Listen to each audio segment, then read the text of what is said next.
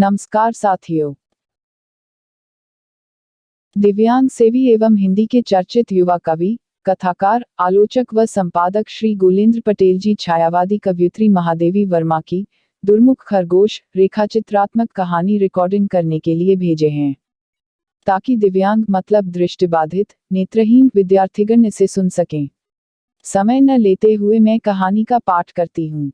कहानी का शीर्षक है दुर्मुख खरगोश। किसी को विश्वास न होगा कि बोलचाल के लड़ाकू विशेषण से लेकर शुद्ध संस्कृत की दुर्मुख, दुर्वासा जैसी संज्ञाओं तक का भार संभालने वाला एक कोमल प्राण खरगोश था। परंतु यथार्थ कभी कभी कल्पना की सीमा नाप लेता है। किसी सजातीय विजातीय जीव से मेल न रखने के कारण माली ने उस खरगोश का लड़ाकू नाम रख दिया। मेरी शिष्याओं ने उसके किटखन्ने स्वभाव के कारण उसे दुर्मुख पुकारना आरंभ किया और मैंने उसकी अकारण क्रोधी प्रकृति के कारण उसे दुर्वासा की संज्ञा से विभूषित किया।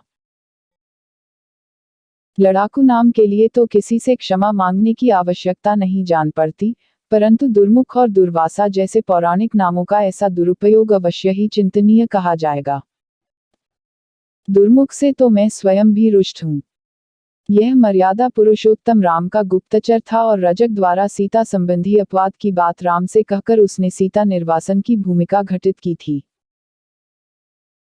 राजा अपने शत्रु राजाओं के क्रियाकलाप की जानकारी के लिए गुप्तचर रखता है, प्रजा के प्रत्येक घर में दंपति की रहस्य वार्ता जानने के लिए नहीं। और यह तो सर्वविदित है कि पति पत्नी क्रोध में एक दूसरे से न जाने क्या क्या कह डालते हैं। फिर क्रोध का आवेश समाप्त हो जाने पर अजी जाने दो, वह तो क्रोध में बिना सोचे समझे मुंह से निकल गया था, कहकर परस्पर क्षमा मांग लेते हैं। प्रत्येक गृहस्वामी अपने गृह का राजा और उसकी पत्नी रानी है। कोई गुप्तचर, चाहे वह देश के राजा का ही क्यों न हो, यदि उनकी निजी वार्ता को सार्वजनिक घटना के रूप में प्रचारित कर दे, तो उसे गुप्तचर का अंधकार, दुष्टाचरण ही कहा जाएगा। इससे स्पष्ट है कि पैने दांतों के दुरुपयोग में पटु खरगोश का दुर्मुख नाम रखकर भी हमने राम के दुष्ट गुप्तचर का कोई अपमान नहीं किया। परंतु महर्षि दुर्वासा के नाम का ऐसा धृष्टतापूर्ण उपयोग करने के लिए मुझे उनकी रुद्र स्मृति से बराबर क्षमा याचना करनी पड़ी। वे महर्षि निर्वाण को प्राप्त होकर निर्विकार ब्रह्म में क्रोध की तरंगें उठा रहे हैं, या किसी अन्य लोकवासियों को शाप से कंपायमान कर रहे हैं, यह जान लेने का कोई साधन नहीं है। संभवतः अंतर्दृष्टि से यह जान लेने के उपरांत कि उस शशक की क्रोधी प्रकृति को व्यक्त करने का सामर्थ्य केवल उन्हीं के नाम में निहित है, उन्होंने मुझे क्षमा कर दिया है, अन्यथा मेरी धृष्टता अब तक शापमुक्त न रहती। उस शशक दुर्वासा की प्राप्ति एक दुर्योग ही कही जाएगी। पड़ोस के एक सज्जन दंपति ने खरगोश का एक जोड़ा पाल रखा था, जिसने उसके आंगन में मिट्टी के भीतर सुरंग जैसा अपना निवास बना लिया था। संध्या होते ही गृहिणी उस सुरंग के द्वार पर डलिया ढककर उस पर सिर रख देती थी। एक रात वह सुरंग का द्वार मुंदना भूल गई और निरंतर ताक झांक में रहने वाली माजारी ने बिल में घुसकर दोनों खरगोशों और उनके 3 बच्चों को क्षत विक्षत कर डाला। केवल एक शशक शिशु मां के पैरों के बीच छिपा रहने के कारण जीवित बच गया। इतने छोटे जीव को पालने की जो समस्या थी, उसका समाधान हमारे माली ने उसे मेरे घर लाकर कर दिया। खरगोश स्तनपायी जीव है, अतः बच्चे को रुई की बत्ती से दूध पिला पिलाकर बड़ा करने का यत्न किया जाने लगा। रहता वह मेरे कमरे में ही था। उसके बैठने और सोने के लिए एक मचिया पर रुईदार गद्दी बिछा दी गई थी, पर वह प्रायः मेरे तकिए के पास ही सो जाता था। ज्यों-ज्यों वह बड़ा होने लगा, त्यों-त्यों उसका क्रोधी स्वभाव हमारे विस्मय और चिंता का कारण बनने लगा। वस्तुतः खरगोश बहुत निरीह जीव है। दांत होने पर भी वह किसी को काटता नहीं, पंजे होने पर भी वह किसी को नोचता खरोंचता नहीं। भय उसका स्थायी भाव है। नवपालित शशक हमारी धारणाओं के सर्वथा विपरीत था। दूध भात देर से मिलने पर वह पंजों से कटोरी उलट देता, देने वाले के हाथ में या हाथ पहुंच से बाहर होने पर पैर में अपने नन्हे पर पैने दांत चुभा देता और कमरे भर में दौड़ दौड़कर जो कुछ उसकी पहुंच में होता, उसे फेंकता उल्टा हुआ घूमता। उसके भय से छिपकली क्या अन्य कीट पतंग तक मेरे कमरे से दूर रहते थे।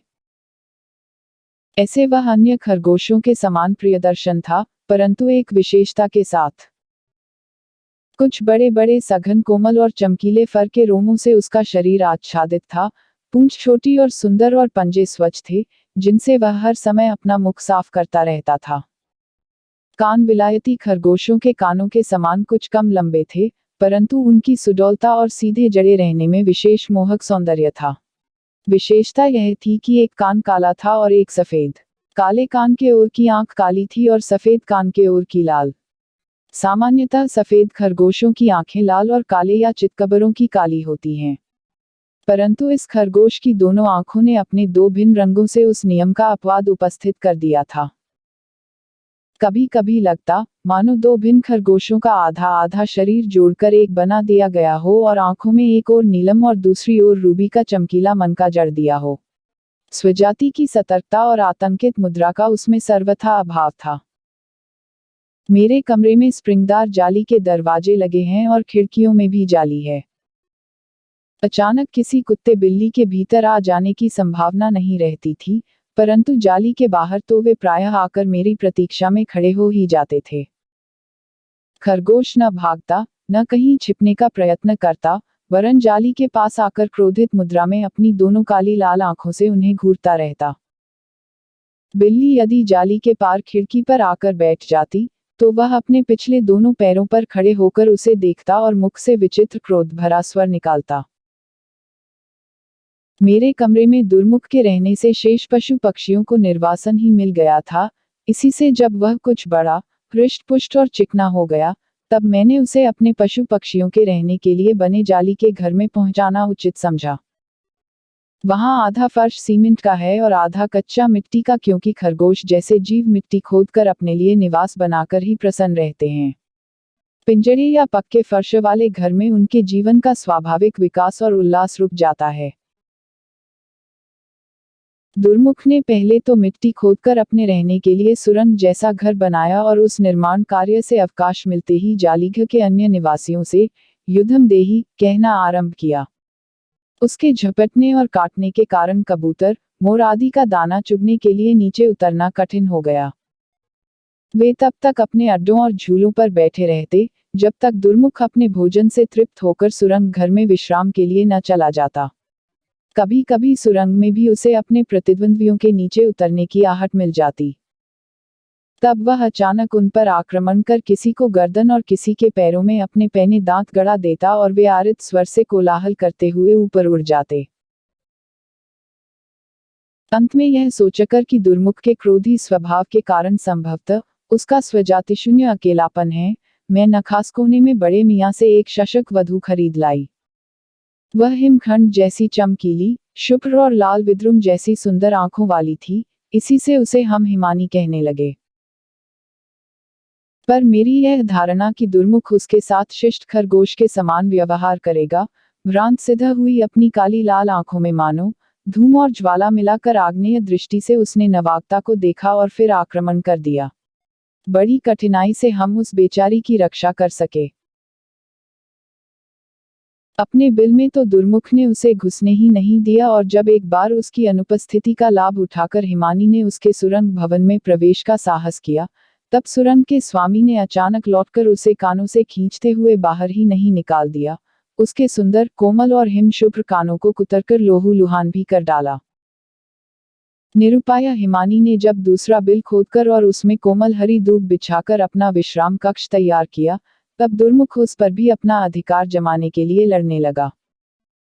फिर शीत के कुछ मास बीत जाने पर और वासंती ग्रीष्म के लंबे दिन लौट आने पर दुर्मुख की कलह प्रियता में कुछ थोड़ा सा अंतर दिखाई पड़ा। एक दिन जब हिमानी अपने बिल से 6 शावकों की सेना लेकर निकली, तो जालीघर में ही नहीं, मेरे घर में भी उल्लासोत्सव की लहर बह गई। पर इस नवीन सृष्टि के आने के साथ ही दुर्मुख की अकारण क्रोधी प्रकृति भी अपने संपूर्ण ध्वंसात्मक आवेश के साथ लौट आई। वह किसी बच्चे का पांव चबा डालता, किसी का कान कुतर डालता और किसी की पीठ में घाव कर देता। कदम के फूल से फूले हुए कोमल बच्चे रक्त से रंग बिरंगे हो उठते। हिमानी भी अपनी संतान की रक्षा के प्रयत्न में नित्य ही घायल होने लगी। लोरेक्सेन मरहम, नेबासल्फ पाउडर, रुई आदि की गंध से, अशोक वृक्ष की छाया में मालती लता से छाया चिड़ियाघर भी अस्पताल का स्मरण दिलाने लगा। फिर एक दिन क्रोध में दुर्मुख ने 2 शशक शावकों की कोमल गर्दन अपने तीखे दांत से इतनी क्षत विक्षत कर डाली कि वे बचाए न जा सके। स्थिति इतनी चिंतनीय हो जाने पर मैंने उसे अलग रखने का निश्चय किया। बड़े जालीघर के पास एक छोटा जालीघर बनाकर उसमें दुर्मुख को स्थानांतरित कर दिया गया, जहां से वह देख सबको सकता था, परंतु उन पर आक्रमण करने में असमर्थ था। अपने निर्वासन में वह कुछ दिनों तक निष्फल क्रोध से छटपटाता रहा, फिर धरती खोदकर बिल बनाने में व्यस्त हो गया। बड़े जालीघर में जाने के लिए उसने ऐसा अव्यर्थ उपाय खोज निकाला था, जिसकी हम कल्पना भी नहीं कर सके थे। धरती के नीचे नीचे उसने एक इतनी लंबी सुरंग खोद डाली जो बड़े जालीघर के भीतर पहुंच गई, और इसी से वह बड़े जालीघर में बिना रोक टोक आने लगा। माली ने बड़े जालीघर में खुलने वाली सुरंग के द्वार को पत्थर से बंद तो कर दिया, परंतु इससे दुर्मुख का आक्रमण रोकना कठिन था। वह नए नए द्वार बना लेता और जालीघर को जब तब रंग क्षेत्र में परिवर्तित करता रहता। उसके बच्चे बड़े हो गए, फिर उनके भी बच्चे होने लगे, पर उनमें से न कोई दुर्मुख से लड़कर बल में जीत सका और न अपत्य स्नेह से उसका हृदय जीत सका। यदि मृत्यु उसे न जीत लेती, तो यह क्रम निरंतर चलता रहता। फिर एक दिन जाकर देखा कि दुर्मुख निश्चेष्ट और ठंडा पड़ा है और एक संपोले के पूंछ की ओर का भाग उसके दांतों में दबा है। संपोले के मुख की ओर का भाग उसके पंजों के नीचे था। प्रायः खरगोश की गंध से सांप आ जाते हैं, क्योंकि वह उसके प्रिय खाद्यों में से एक है। संभवतः सांप का बच्चा संत से जाली के भीतर घुस आया हो, क्योंकि बड़े सांप का तो उस जाली में प्रवेश कठिन था। दुर्मुख अपने स्वभाव के कारण ही उस पर झपट पड़ा होगा। वह जालीघर में बने चबूतरे पर भी चढ़ सकता था, जिस पर सांप न चढ़ पाता, और सुरंग से बड़े जालीघर में भी जा सकता था, जहां मोर के कारण सांप न प्रवेश कर पाता, परंतु उसकी चिर लड़ाकू प्रकृति ने बचाव का कोई साधन स्वीकार नहीं किया। क्रोधी प्रकृति में भी पार्थिव रूप से मारक विष नहीं रहता, इसी से बेचारा दुर्मुख सपोले का भी दंशन विष नहीं सह सका, परंतु मृत्यु से पहले उसने शत्रु के 2 खंड करके अपना प्रतिशोध तो ले ही लिया। हमने बड़े जालीघर में उसकी समाधि बना दी है। मेरे 100 के लगभग खरगोश दुर्मुख की ही प्रजा हैं, इसे कम लोग जानते हैं। उसकी संतति तो अपने पूर्वज का इतिहास जानने की शक्ति नहीं रखती, परंतु मेरे घर में उसकी विशेषताओं की चर्चा प्रायः हो जाती है। मेरे माली का आज भी निश्चित मत है कि उस खरगोश पर पहलवान जी की छाया थी, नहीं तो भला कोई खरगोश सांप से लड़कर उसके टुकड़े कर सकता है। पहलवान की समाधि कहीं पास ही है और उनकी शक्ति की इतनी ख्याति है कि दूर दूर से ग्रामवासी मनौतियां मनाने आते हैं। पर मुझे आज भी वह छोटा मैग्नोलिया के फूल सा कोमल श्वेत शशक शावक स्मरण हो आता है, जिसके जीवन के आरंभ में ही उस पर दुर्योग से माजारी की निष्ठुर छाया आ पड़ी थी। यदि वह अन्य शावक के समान खेलता खाता मां की स्नेह छाया में बड़ा होता, तो पता नहीं कैसा होता। धन्यवाद।